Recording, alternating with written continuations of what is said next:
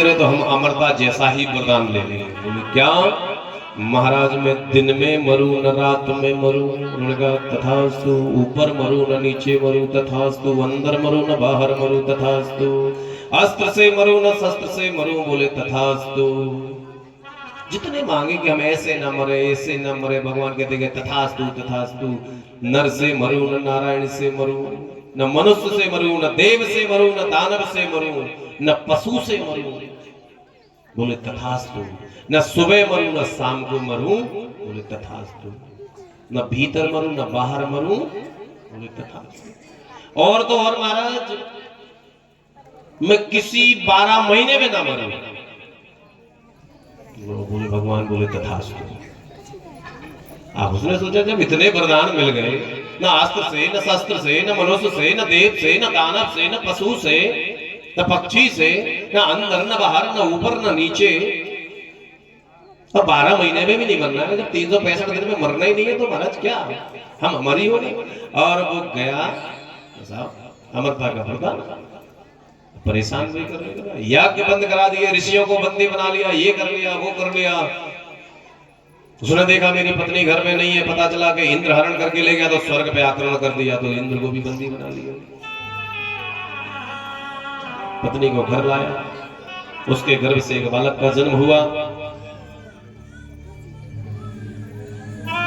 जो भागवत का पहला अक्षर है। क्या है पहला अक्षर?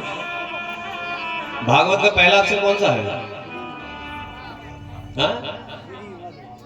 नहीं नहीं, भागवत 4 अक्षरों में पहला अक्षर कौन सा है? भा। और उस दैत्य राज के यहाँ एक बालक का जन्म हुआ, उस बालक का क्या नाम रखा गया? भक्त। अरे नाम तो बोलो।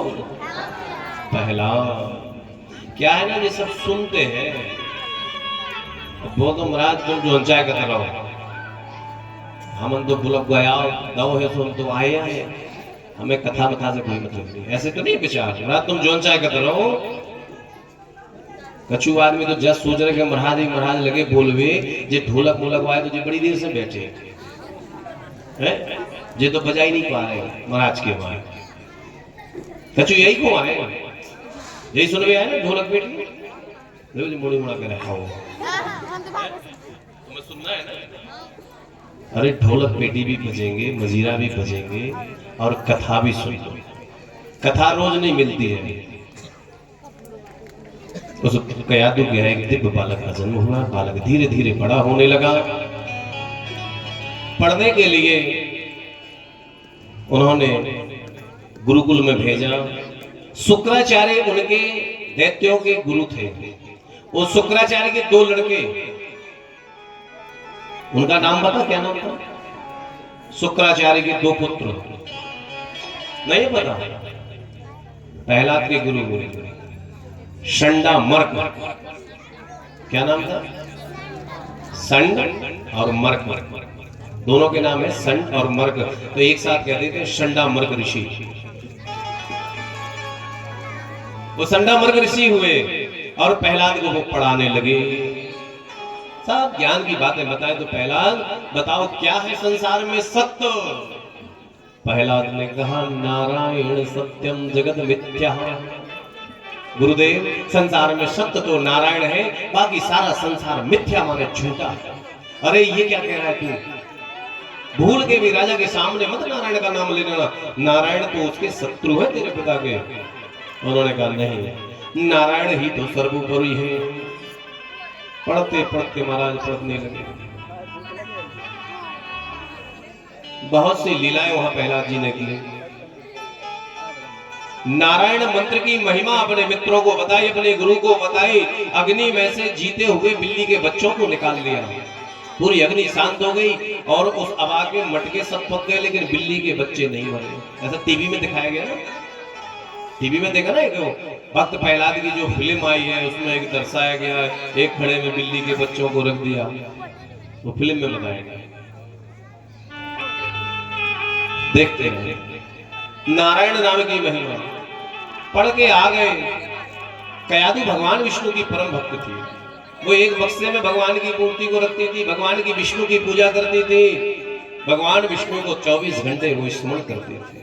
उसका पुत्र भी नारायण का परम भक्त निकला। पूरी विद्या अध्ययन करके आए। उन्होंने कहा पुत्र बताओ क्या पढ़ा? बोले मातृ देवो भव, बहुत सुंदर बोला। पितृ देवो भव, बहुत सुंदर। अतिथि देवो भव, अरे वाह, और गदगद हो गया पिता। मेरा पुत्र कहता है माता देवता है, पिता देवता है, अतिथि देवता वह है। आखिरी में बोल दिया चौथी बार में, बोले नारायण सर्वोपरि।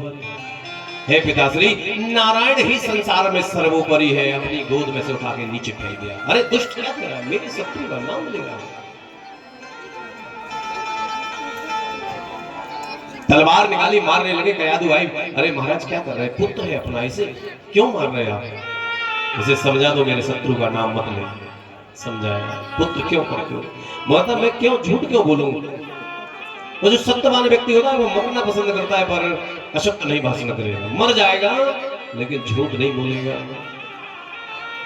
मंत्रियों से कहा इसे समझाओ, ये नारायण को भूल जाए। मंत्री ले गए, सैनिक ले गए, जेल में डाल दिया, सर्पों के बीच में डाल दिया। तो नारायण महिमा से वहां भी सर्पों को हटा दिया। खोलते हुए तेल में डाल दिया महाराज। वो खोलते हुए बुलबुले तेल के आ रहे, वो लड्डू बन गए। ऊपर से फेंक दिया रसातल की ओल, तो नदी में भी महाराज कमल पुष्प पे भगवान ने रक्षा कर ली।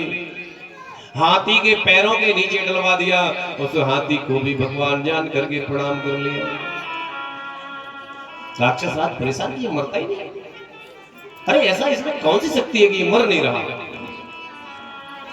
उनकी एक दुआ थी,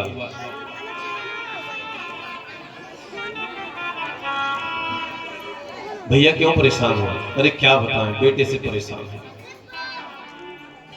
पुराने लोग कहावत गलत नहीं कहते हैं कि बाप परेशान बेटा से और देश परेशान नेता से। कहता तो नहीं कौन नेता? पुराने लोग ही तो कहते हैं ना कि बाप परेशान बेटा से और देश परेशान नेता से। यदि बाप के लिए अच्छा बेटा मिल जाए तो उसका परिवार अच्छा चल जाता है, और देश के लिए अगर अच्छा नेता मिल जाए तो देश अच्छा बन जाता है। तो बेटा और नेता दोनों अच्छे चुनना चाहिए। बेटे को अच्छे संस्कार दो, और नेता को भी गलती करे तो उसे अच्छे संस्कार दो। भैया अच्छा काम करो भाई, अपना गांव गेवड़ा अच्छे। और उसके बहन बोली आप चिंता मत करो भैया, एक बहुत सी लकड़ियां इकट्ठी करवाओ, हम उसको लेके गोद में बैठ जाएंगे, मारना ही तो है, और तुम आग लगा देना। अरे बहन क्या कर रही हो, तुम जल नहीं जाओगी? बोले नहीं, मुझे ब्रह्मा जी का वरदान है कि मैं आग से नहीं जलूंगी। मैं जलने वाली नहीं हूं, मैं जलूंगी नहीं, ऐसा मुझे ब्रह्म का वरदान है। इसीलिए भैया तुम ऐसा करना। सैनिकों को बुलाया और वहां बुला करके लकड़ियां एकत्रित कर दी। गोद में लेकर के वो बैठ गई देवी, उसका नाम था होलिका। और कहा आग लगा दो, और आग लगाई। और बालक तो महाराज एक ही मंत्र जानता था, कौन सा? कि श्रीमन नारायण नारायण नारायण, श्रीमन नारायण नारायण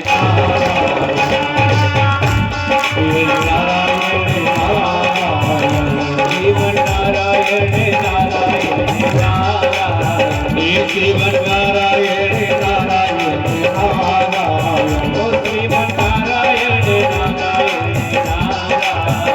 श्रीमन नारायण नारायण नारायण श्रीमन नारायण नारायण नारायण श्रीमन नारायण नारायण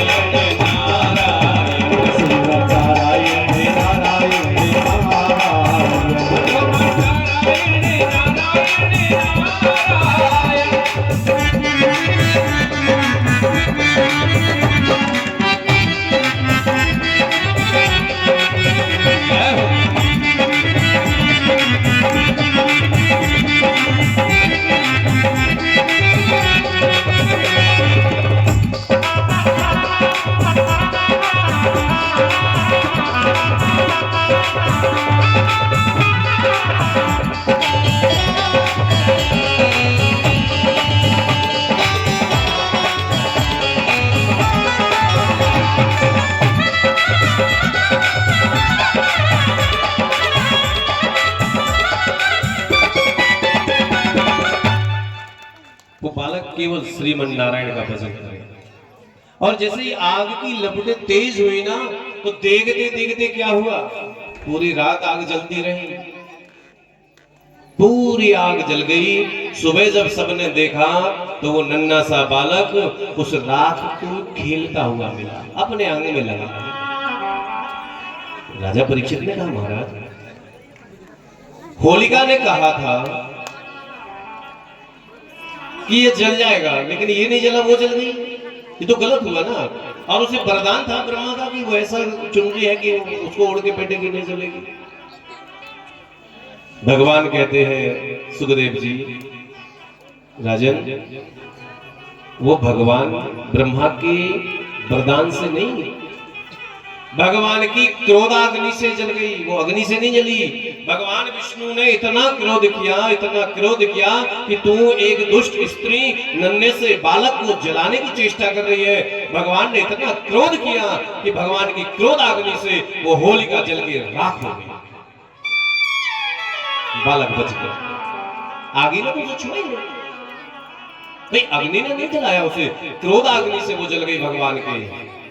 इधर तो रहा नहीं गया, राजसभा में ले आए, उस बालक से कहा, देखो मान जाओ, हम तुम्हें आखिरी बार समझा रहे हैं, पुत्र, तुम्हारे पिता ही सर्वोपरि है, राक्षस राज दैत्य वो ही भगवान है संसार के। प्रहलाद कहते नहीं,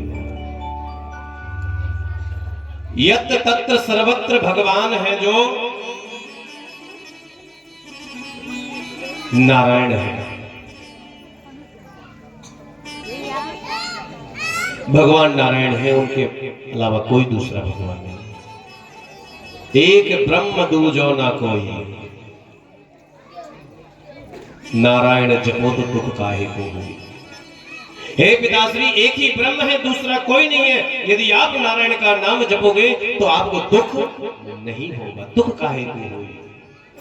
अरे बोले, तेरा नारायण है कहाँ? बोले, यत्र तत्र सर्वत्र, बोले यहां है वहां है, जहां आप देखोगे सर्वत्र भगवान नारायण है। बोले कैसे? बोले हम में है और तुम में है। अच्छा, मेरे अंदर भी नारायण है तेरा? बोले हाँ। बोले तेरे अंदर भी नारायण है? बोले हाँ। बोले आकाश में नारायण? बोले हाँ। पृथ्वी में नारायण? बोले हाँ। कई बार अपने पिता से नारायण का नाम लिखवा दिया, नारायण। बोले नारायण इधर है, नारायण उधर है, नारायण किधर किधर है। उसने बोल दिया, हम में है और तुम में है, ना मानो तो देख लो इस खंभ में है। अरे हम मनुष्य है, शरीर है, इसमें तो हो सकते कि हम में है और तुम में है, ना मानो तो देख लो इस खंभ में है। अब भगवान भी सोचते मेरे भक्त मुझे कहां कहां से बुला लेते हैं। और जैसे ही उसने खड्ग निकाली और उस खंभ को प्रहार किया तो खंभ को फाड़ करके नृसिंह भगवान निकल आए। बोलो नृसिंह भगवान की चिखाड़ते हुए, दहाड़ते हुए, इतना भयंकर रूप भगवान का, अभी तक ऐसा रूप नहीं देखा भगवान का। फड़फड़ा रहे, भुजाएं फड़फड़ा रही है, इधर से उधर भाग रहे। और जैसे ही उसने देखा कि ये कौन विचित्र प्राणी है, भगवान ने उसको पकड़ा और उन दोनों का युद्ध प्रारंभ होने लगा। बहुत युद्ध चला, अंत में भगवान ने उसे परास्त कर दिया, गोद में उठाया और महल से बाहर ले गए।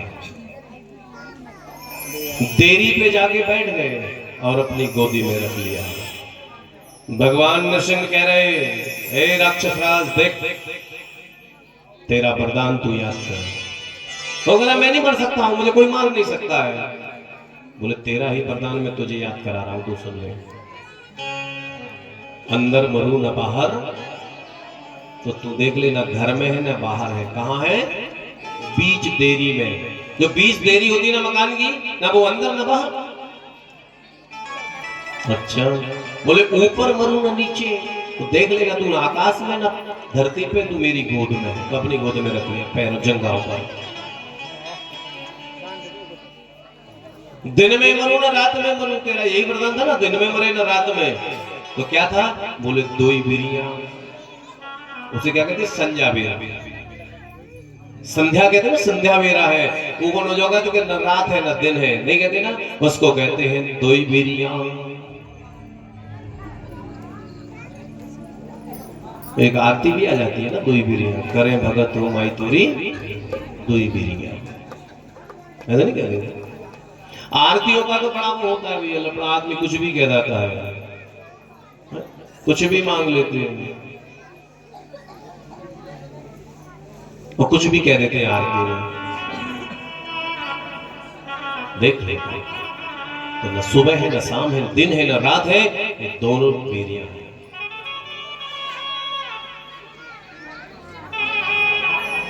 अस्त्र है न शस्त्र है, न देव है न दानव है, न मनुष्य न पशु है न पक्षी है। मेरे स्वरूप को देख लो, न हम देवता है न दानव है, न हम मनुष्य है न पशु है न पक्षी है। तूने जितने वरदान मांगे, तेरा एक भी वरदान मेरे पे सूट कर रहा है? नहीं कर रहा है ना। मेरे से मैच कर रहा है? नहीं कर रहा है ना। इस समय पे मैच कर रहा है? बोले नहीं कर रहा है। एक और देख लो, तो मैंने कहा था कि मैं 12 महीनों में किसी में न मरूं, आज अलग से मैंने एक पुरुषोत्तम महीना बना दिया, ये 13वां महीना हो गया। इस साल था ना पुरुषोत्तम, कुछ लोग उसे लौड़ का महीना कहते हैं, लौड़ की साल। पुरुषोत्तम मास, अधिक मास इस बार था ना, इस साल थे ना, 2 सावन के महीने थे, अधिक मास हो गया। सब देखते रहे और देख ले, अस्त्र से मारे ना शस्त्र से, तो बड़े बड़े नाखूनों को लिया और उसके हृदय में घात गया और उसके पेट को फाड़ दिया। उसका उद्धार भगवान नरसिंह ने कर दिया। बोले नरसिंह भगवान की। बड़ा क्रोध होने लगा, क्रोध को शांत किया, देवताओं ने पुष्प वर्षा की, स्तुति की, भगवान अपने धाम को चले गए। प्रहलाद जी वहां के राजा। ऐसे आकर के भगवान ने पहले जन्म में उन दोनों पार्षदों का उद्धार कर दिया, जय और विजय का, हिरण्याक्ष और हिरण्यकश्यप। भगवान की ऐसी अनेक कथाएं हैं राजा। समय तो बहुत हो रहा है, कृष्ण भगवान को भी आज आना है ना। आज ही जन्म देना कि कल? काल काल अच्छा, कृष्ण जी बन गए, लोगों ने कपड़ा पहन के भी तो बैठे जाएगा, मैं बुला लूंगा ना। नहीं सो, अब आज तुम लोग तो घाटे में गए। यदि कल करते ना कृष्ण भगवान को जन्म, तो आज भी लड़ुआ मिलता।